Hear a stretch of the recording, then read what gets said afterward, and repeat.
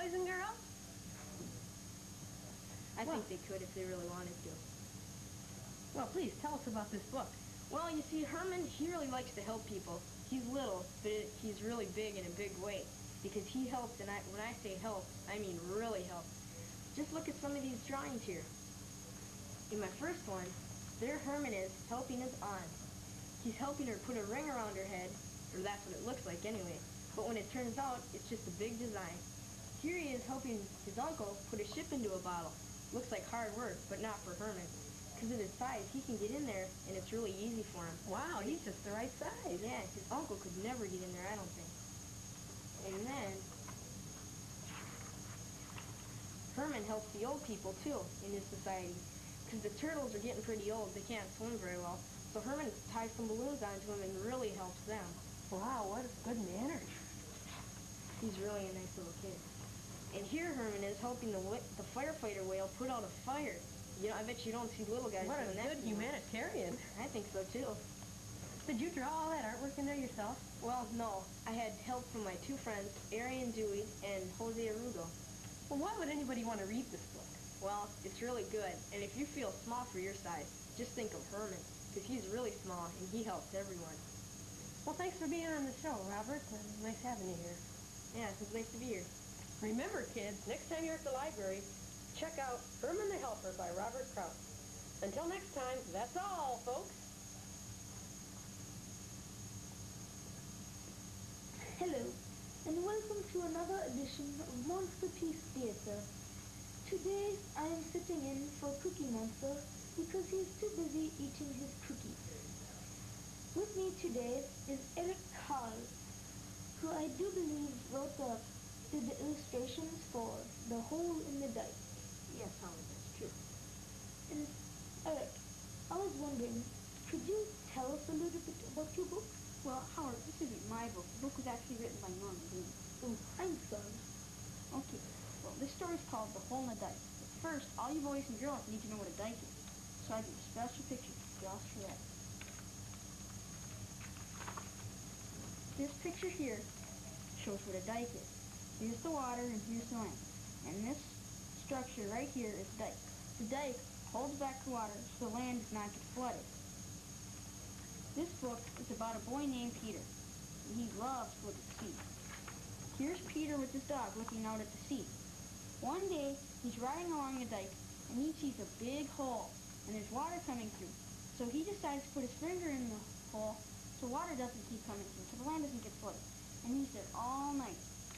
So I do this picture to show him here. He's got his finger in the hole, and he's holding back water, and he's been there all night. He's cold, and he's tired.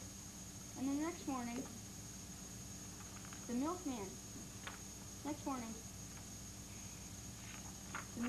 comes. And Peter calls to the milkman, tells him to go to the town and get help so they can fix the hole. Here's the man fixing up the hole in the dike. Here's Peter up on the guy's shoulders, and everyone in Holland is thankful because he saved Holland from getting flooded. That sounds like a very interesting book, Eric.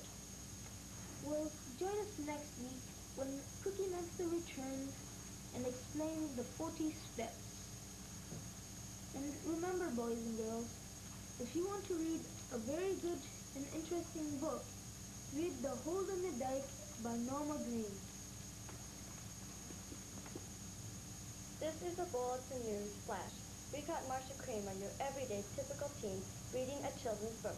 We asked her why she was reading Could Be Worse by James Stevenson.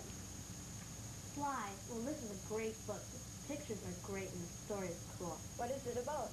Well, it's about this grandpa that always says, could be worse, could be worse. And when he says, guess what, we hear about this weird thing that happens to him. So he got kidnapped by this gigantic bird and chased by this glob of jelly. And he flies home on a paper airplane. Pictures really help you understand the story. See right here, he's flying home on a paper airplane. Remember, you heard it here first, so if you're ever at the library, check out Could Be Worse by James Stevenson. This is Kirsten, your reporter, signing out. And now returning to your regular program.